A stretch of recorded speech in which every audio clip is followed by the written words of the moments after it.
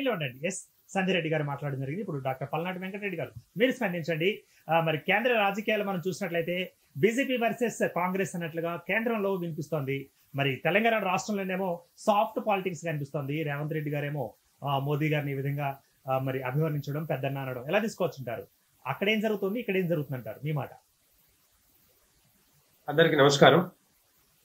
ప్రధానంగా ఇప్పుడు ప్రధానమంత్రి గారు ఈరోజు రాష్ట్ర కార్యక్రమాలు ఏదైతే ప్రభుత్వ కార్యక్రమాలు ఉన్నాయో వాటి గురించి ఈరోజు మరి తెలంగాణకి రాష్ట్రానికి రావడం జరిగింది. దాంట్లో ముఖ్యంగా మరి రాష్ట్రంలో కాంగ్రెస్ ప్రభుత్వం వచ్చాక మొట్టమొదటిసారి ఇక్కడికి రావడం జరిగింది. మనం అంతకుముందు చూసాం, బీఆర్ఎస్ పార్టీ ప్రభుత్వంలో ఉన్నప్పుడు మరి ప్రధానమంత్రి గారు ఎన్నోసార్లు వచ్చారు కార్యక్రమాల కోసం. ఎప్పుడు కూడా పట్టించుకున్న పాపాన పోలేదు. ఎప్పుడు కూడా రాష్ట్రానికి కావలసిన నిధులు కానీ ప్రాజెక్టుల గురించి కానీ మాట్లాడిన పరిస్థితి కనపడలేదు.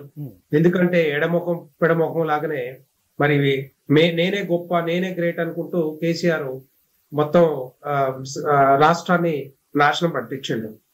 సో అది ఆ విధంగా కాకుండా రాష్ట్రం గాని కేంద్రం గాని ఆ రెండు ప్రభుత్వాల మధ్య ఒక సఖ్యత ఉంటేనే రేపొద్దున రాష్ట్రాల అభివృద్ధి జరుగుతుంది అని చెప్పి అందరికీ తెలుసు. మరి అలాంటిది పట్టించుకోకుండా ఎన్ని సంవత్సరాల నుంచి కాలయాపన చేసి రాష్ట్రాన్ని నిండా ముంచారు, అప్పుల్లో ముంచారు. ఇప్పుడు తెలంగాణ ప్రజలు కేసీఆర్ ని పక్కన పెట్టారు, ఘోరంగా ఓడించి పక్కన పట్టేశారు.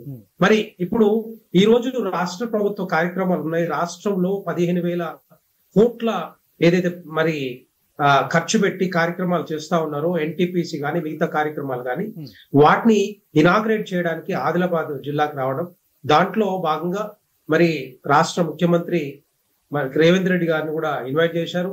మరి ఇక్కడ ఏంటంటే ఎప్పుడైనా ప్రధానమంత్రి ఏదైనా రాష్ట్రానికి వచ్చినప్పుడు మరి ఇన్వైట్ చేయడం, వాళ్ళని కలవడం కానీ, లేకపోతే వాళ్ళు కలిసి ఏవైనా ప్రాజెక్ట్స్ కానీ, లేకపోతే ఏమైనా మరి అభివృద్ధి కార్యక్రమాలు కానీ, ఇంకా అభివృద్ధి జరిగే ఫండ్స్ గురించి కానీ అడిగే బాధ్యత రాష్ట్ర ప్రభుత్వం మీద ఉంటది, ముఖ్యమంత్రి గారి మీద ఉంటది. కాబట్టి దాంట్లో భాగంగా ఈ రోజు రాష్ట్ర ప్రభుత్వ కార్యక్రమాల కోసమే మరి రేవంత్ రెడ్డి గారు వెళ్ళి అక్కడ పెద్దన్నంత మాత్రాన అదేంటంటే ఒక ఫ్యామిలీలో ఒక కుటుంబ పెద్దలాగా ఇదేంటంటే ప్రభుత్వ కార్యక్రమంలో ఒక ఫ్యామిలీ కుటుంబంలో ఎట్లా మనం అయితే పెద్దన్నని ఎట్లా చెప్తామో అట్లాగే మీ యొక్క మాకు సపోర్ట్ ఉంటే రేపొద్దున రాష్ట్రాన్ని మేము అభివృద్ధి చేయగలుగుతాము, రాష్ట్రాన్ని ముందుకు తీసుకెళ్లగలమనే ఒక ఆలోచనతోటి ఈ సఖ్యత కొనసాగించాలి. బేసిక్ ఏంటంటే ఆయన అంటే నా సూటి ప్రశ్న మీరు అర్థం చేసుకోలేదేమో, మరి ఒకసారి రిపీట్ చేస్తాను. కేంద్రంలో చూసినట్లయితే కాంగ్రెస్ వర్సెస్ బీజేపీ అన్నట్లుగా అక్కడికి నడుస్తోంది. మరి ఇక్కడికి వచ్చేసరికి అదే మోదీ గారు తెలంగాణ వచ్చేసరికి ఇక్కడ మళ్ళీ సాఫ్ట్ రాజకీయంగా కనిపిస్తుంది. కాంగ్రెస్ కు బీజేపీకి రాజకీయ పరంగా మేము ఎట్టి పరిస్థితుల్లో ఇక్కడ ఆల్టర్నేటివ్ గా కాంగ్రెస్ కు ఆల్టర్నేటివ్ గా బీజేపీని అవతరించింది కూడా బీఆర్ఎస్ పార్టీ మునిగిపోయిన నావా. దాని పరిస్థితి మనం తేవాల్సిన అవసరం కూడా లేదు. ఎట్టి పరిస్థితుల్లో ఎన్నికల్లో గెలవాలి అంటే కాంగ్రెస్ మీద గెలుస్తాం మేము, ఎట్టి పరిస్థితుల్లో కాంగ్రెస్ మీద గెలుస్తాం. ఈ యొక్క ప్రభుత్వ కార్యక్రమాలు పక్కన పెడితే ఈ రాజకీయ కార్యక్రమాలు మాత్రం రాజకీయంగా మాత్రం నడుస్తూనే ఉంటాయి. అది ఎట్టి పరిస్థితి దేశంలో కూడా రాష్ట్రంలో కూడా మనం చూసాం. గత ఎన్నికల్లో 4 రాష్ట్రాల్లో 3 రాష్ట్రాలు కాంగ్రెస్ పార్టీని ఓడించాం.